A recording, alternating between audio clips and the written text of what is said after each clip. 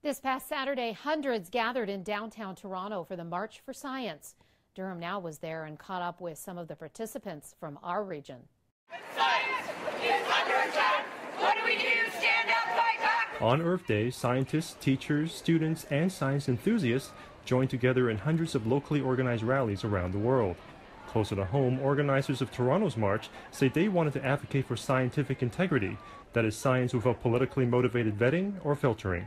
Politics should not be shaping science. Science should be informing politics. Yes, we require government to help fund science, but at the same time, we don't want an undue influence on what scientists research. We want our government officials to look at scientific evidence and to acknowledge that it's true and then use that information to make the decisions that they think are best for society. It's a disinformed citizenship that allows governments to come into power that are anti-science. The space industry employs 8,000 people across Canada and generates over $3 billion in revenue annually.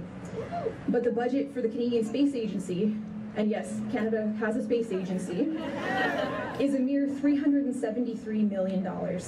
That's 0.01% of Canada's total annual budget.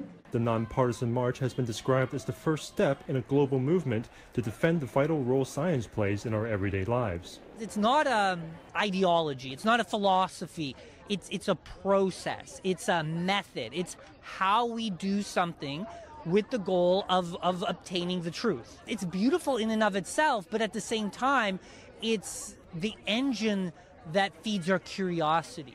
While some came out to the march to show solidarity with those in the United States who were protesting certain political policies, others came out to celebrate Canada's achievement in the sciences. It's such a great way to show that Canada celebrates science and is a positive place for scientists to work in.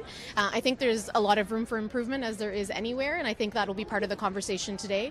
Well, I think it's really important to support science and also support our colleagues in the United States. And I think it's really good to just promote science, especially with our younger generation as well. Knowledge is better than ignorance. In terms of the work that we do and in terms of the medical community, like evidence-based practice is what we need implemented in the community, and it has a major impact on society. There's a great energy out here today, and it's very exciting to be a part of it. Organizers hope the march will foster more conversations between the scientific community and the general public. We got to keep producing great science, number one.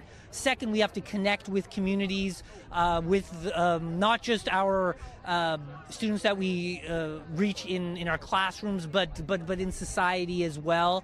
And then lastly, I think we need to take a more active role in governance, that scientists themselves need to run for office and become elected officials and then use the knowledge and the methods that they've been trained with to better society as a whole.